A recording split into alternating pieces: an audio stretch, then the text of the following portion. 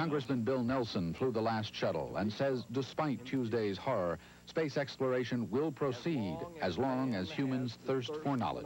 We will continue to press outward. And in the process, there is risk. That risk is taken by each one of us every day, and that risk is understood by all the members of a crew that climb into a loaded spaceship. The sense of loss, tragedy, and disbelief was no less keenly felt by those who'd never flown into space, and the House of Representatives held a mournful moment of silence. We'll continue our quest in space. There will be more shuttle flights and more shuttle crews, and yes, more volunteers, more civilians, more teachers in space. Nothing ends here. Mr. Reagan has ordered all flags on government property to be flown at half-staff until next Monday. And the president had a special word for the school children of America who had watched to see a teacher make history. Said the president, there are sometimes painful things that come of our desire to explore and discover. Bernie? Frank, the president has ordered the flags at half-staff, as you indicate. Any word on memorial services? Well, officials here at the White House, Bernie, say that if there is a memorial, and there is likely to be one, the president will go. The president would be accompanied by First Lady Nancy Reagan. By the way, a spokesperson for the First Lady says that she saw this whole thing unfold live on television today. She was watching the launch live, and as she saw what came to pass, she merely said, "Oh my God, no." Thank you. Frank Sesno reporting live from the White House. Don? Because of the school teacher on board the shuttle today, thousands of children were watching the launch on television at special assemblies at their schools. Among the most interested were Christa McAuliffe students, of course, at her school in Concord, New Hampshire. CNN's Lee Green is there now and has the story. She was, by all accounts, a remarkable woman, the first teacher in space, and loved by students, teachers, and townfolk alike at her home in Concord, New Hampshire. The students were watching the takeoff at school Tuesday morning. When the dimensions of the tragedy became clear, they were sent home, most of them in shock. Just a lot of people and a lot of grief and a lot of shock. They said on TV that it blew up and everybody started crying. That's when I realized what happened. It was hard to believe at first because there'd been so many others that were not so good, and this one not blew up. Teachers and civic officials had a news conference at the school Tuesday afternoon. We extend our sincere condolences to the McAuliffe family, particularly to Christa's immediate family, to their relatives and friends in this terrible hour of tragedy. The staff in particular are taking this event very, very, very sorrowfully. Christa McAuliffe's house is being watched by Concord police. Her husband, parents, and other members of her immediate family were at Cape Canaveral when the disaster occurred. Concord was filled with pride when Christa was chosen and is now filled with sorrow at her tragic end. Services are planned at several Concord churches as friends and neighbors try to come to grips with their grief. I think there's a real deep sense of loss, not just with myself, but obviously the whole community for that matter. And she was very well known and I'm sure very well loved by many, many people, and her loss is going to be very deeply felt. NASA had chosen absolutely the best person in the country to be the teacher in space, and correspondingly devastated. She was delighted to have been selected and had planned to keep a diary of her space adventure, a kind of ordinary person's impression of life in space. History has been robbed of that unique perspective, and Concord has lost a fine educator and a dear friend. Lee Green, CNN, Concord, New Hampshire. I still can't believe they are actually going to let me go up in the shuttle. Those were the words of Sharon Christa McAuliffe, America's first space-bound school teacher. The 37-year-old teacher from Concord, New Hampshire, said she looked forward to her flight with, quote, a child's sense of wonder. We have a profile from CNN's Carol Buckland, beginning with the moment McAuliffe stepped into the national spotlight in the nationwide NASA teacher search. Christa McAuliffe from Concord, New Hampshire. One of the things that I would like to do when I go aboard the shuttle is to bring back the wonder of it all. Those were Christa McAuliffe's words when she was introduced to the press last July 1st as one of the 10 finalists in the Teacher in Space program. She was one of more than 11,000 teachers who'd applied for the honor. She told NASA she wanted to demystify spaceflight and to humanize the technology of the space age. And the winner, the teacher who will be going into space, Christa McAuliffe. Where's that you?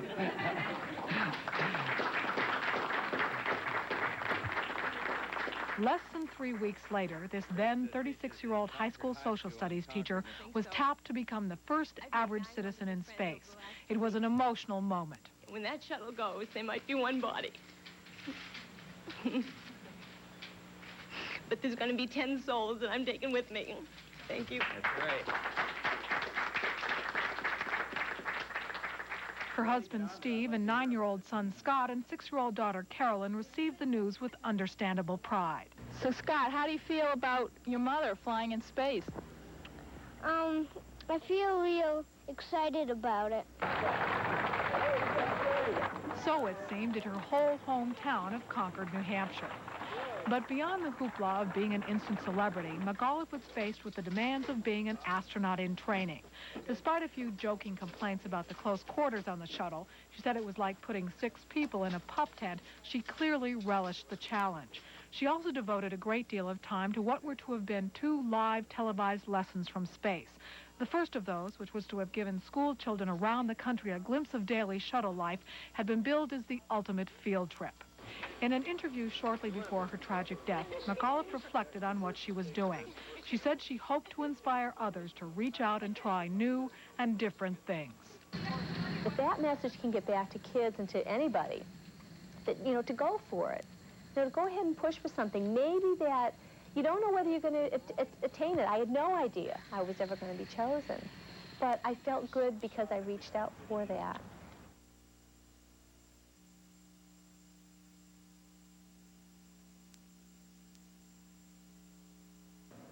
As we have reported, President Reagan says there will be no manned space shuttle flights until it is discovered exactly what caused today's accident. Most experts agree that the space program won't come to a halt, but there will be a temporary delay. CNN's Stacy Jolner reports now on how this will affect the shuttle schedule. The keepers of the space program say this latest tragedy won't stop America's exploration of space. Are we going to be perfect forever? I guess the answer was proven this morning that the answer to that is no. But that doesn't mean that man doesn't keep trying in these areas and that we're not just as dedicated to seeing that this kind of research goes on. I think that we can look forward to monthly and then bi-weekly and then even more frequent launches. We just must push ahead if it is important to have man in space, and it seems to me and to most people that it is. I can't judge what decisions NASA will make, but my own opinion, again, after the investigations, we should proceed with the program, and that would include the civilians in space program as well. The program will not proceed in the short run. The shuttle's busiest schedule ever will be delayed while investigators figure out what went wrong. Columbia was scheduled for 4 missions, a study of Halley's Comet, a launch of 3 communications satellites on a mission that was to have included Indonesian and British crew members, a secret military mission next fall, and a launch of 2 communications satellites on a mission that was to have also carried a materials science lab. 6, 5, we have made... The shuttle Challenger was to have launched the unmanned Ulysses probe to the sun via Jupiter. Another mission would have launched a 3rd shuttle tracking satellite. And a 3rd trip would have been the first to take a journalist into space, launch a communications satellite for India, and retrieve an experiment package dropped in orbit in 1984. A 4th trip was planned as a secret military mission. Shuttle Atlantis was set to send the Galileo probe to Jupiter, as well as launch a $1.1 billion Hubble Space Telescope. And Atlantis was scheduled to perform the first of 12 planned scientific Earth observation missions. Shuttle Discovery was to be the first flight from Vandenberg Air Force Base, carrying Air Force Undersecretary Edward Aldridge into space. NASA hoped to pay for much of the shuttle program with commercial payloads, and the short-term delay could be costly. And on the commercial side, where we get our dollar and cents return from these investments, you've got to have men up there, the brain behind the eyeball, to fix these automated factories that we hope to put into space and make sure the product keeps flowing. The U.S. space program has lost rockets and dollars before, but it is the loss of 7 lives that has put a new cloud over the nation's space race. Still, in and out of the White House today, many are saying the sacrifice made by those who died is a compelling new reason for America to forge ahead in space. The future doesn't belong to the faint-hearted. It belongs to the brave. The Challenger crew was pulling us into the future, and we'll continue to follow them. Stacy Jolna, CNN, Atlanta. So you've seen what the plans are. Even before today, however, there have been many problems along with the successes and the big plans for the shuttle program. CNN's Cheryl Potts has more on that. 5, 4, we've gone for main engine start. We have main engine start. April 12, 1981, the first launch of the Space Shuttle Columbia. It marked America's entry into regular space transport. Taking off 2 years late, Columbia orbited for 2 days in spite of delays in the final countdown because of onboard computer problems. All systems worked once in space, except for a malfunctioning toilet, a problem that continued to plague future shuttle missions and may have caused difficulties for astronauts having troublesome bouts of space sickness. Astronauts Robert Crippen and John Young rode that first shuttle mission to a successful completion, orbiting the Earth 36 times and coming in for a gentle glider landing at Edwards Air Force Base. It wasn't long before the flights began to seem almost routine. Although there were more delays with onboard computers and missing heat shield tiles, the problems were repaired, and each time the giant ship rocketed into space for further experiments. A number of firsts piqued interest in the shuttle program. Sally Ride, the first woman in space. Ron McNair, the first black. Senator Jake Garn of Utah, the first lawmaker. And astronauts David Leetsma and Catherine Sullivan, the first shuttle spacewalkers. A journalist was scheduled for a ride next fall. Students as well as scientists put experiments in space on board the shuttle, and the spacecraft finally became the workhorse NASA had hoped as it carried civilian and military payloads into orbit. That call a precursor to SRB. The first major malfunction of a shuttle came in July last year. The ship was Challenger. Challenger's liftoff was delayed until late afternoon. Then just a few minutes into flight, one of the engines failed. The spacecraft aborted into a low orbit, but the mission's experiments were successfully carried out, and NASA downplayed the problem. The loss of Challenger and its crew is the worst NASA tragedy since 3 astronauts were killed when their capsule burned on its launch pad in 1967. The disaster could delay launch of another shuttle for several months while engineers determined what went wrong. Cheryl Potts, CNN. At the Johnson Space Center in Houston, employees gathered around TV sets today to watch their colleagues take off aboard Space Shuttle Challenger. Moments later, they were clutching each other in tears. CNN's Tony Clark reports from Houston in this live update. Tony. Chris, there is a special feeling of loss here at the Johnson Space Center, from the technicians that work here in Building 9A to Mission Control to visitors and astronauts. Everyone feels the loss very personally. As around the country, flags are flying at half-staff, but here there is a special sorrow that you feel as you walk around. While space flights may have seemed routine to many Americans, they never were here, and most everyone was watching as the shuttle exploded. But astronaut Don Peterson, who flew on the first Challenger mission, says this tragedy should not stop the space program. But I think it would be a mistake to stop the shuttle program for any extended period of time. And I guess what I'm saying is that if after an intensive investigation for a period of a few weeks, you really are mired, bogged down, and you really don't know what caused this, I would see nothing wrong with continuing to fly, because I don't think what happened today substantially changes any of the safety aspects of the vehicle. Chris, a personal note.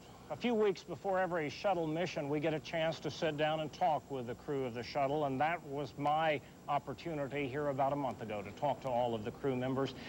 And reflecting back on that, talking to Christa McAuliffe, she told me she wants to show her students that history is more than something that is read in books, that it is something that it happens now. And she said if she taught anyone anything by her participation here, it was to try. She said, never say you can't. And I think Christa McAuliffe would be the first to say that this is a tragedy and we ought to learn from it. But don't keep trying to reach out and touch the stars. Don, Chris?